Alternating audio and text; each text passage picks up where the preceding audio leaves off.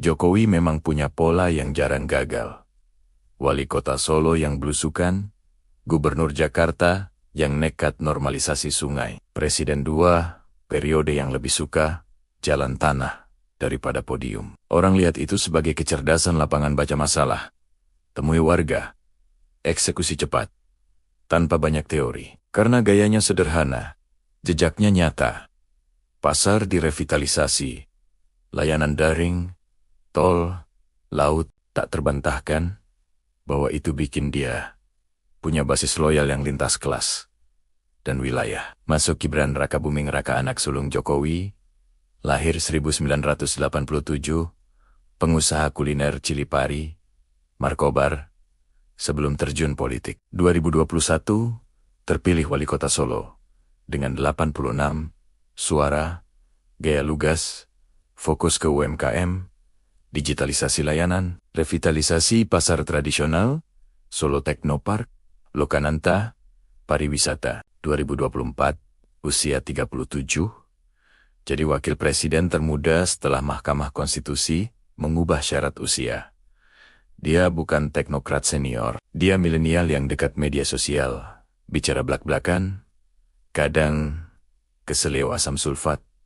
Samsul, serangan ke Gibran bukan cuma soal dia, ada 3 lapisan. Pertama, politik dinasti publik, khawatir jabatan diturunkan. Apalagi keputusan MK dipimpin pamannya. Kedua, usia atau legitimasi 2 tahun 2020.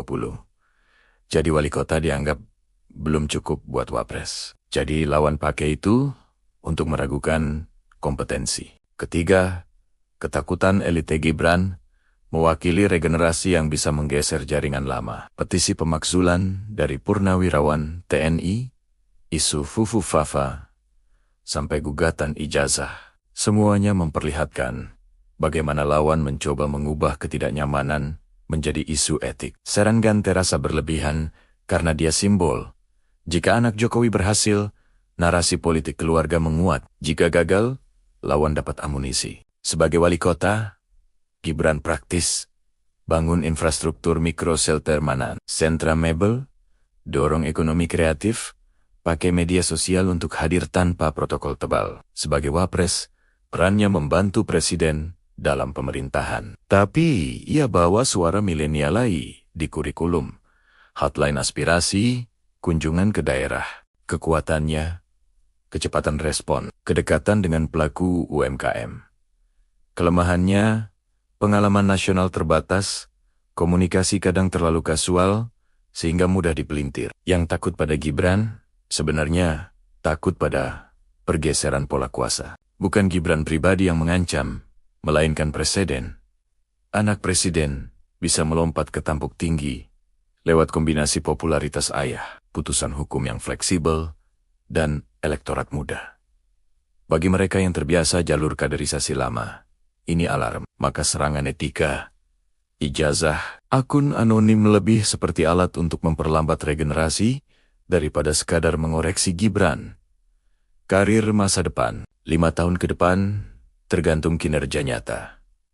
Jika ia berhasil menghubungkan UMKM ke rantai pasok nasional, mendorong digitalisasi layanan pendidikan, dan tetap rendah hati, ia bisa bertransformasi dari anak Jokowi menjadi pemimpin generasi ke-2045. Jika tersandung gaya impulsif atau dibayangi isu dinasti tanpa bukti kerja, politik Indonesia akan mengarsipkannya sebagai catatan kaki. Kita yang menentukan, terus memelototi dia dengan kacamata sinis, atau menilai dari metrik lapangan kerja, daya saing UMKM, akses pendidikan yang dia bantu percepat. Jokowi mengajarkan bahwa kecerdasan politik terletak pada mendengar sebelum berbicara. Gibran mewarisi panggung, tapi bukan naskahnya.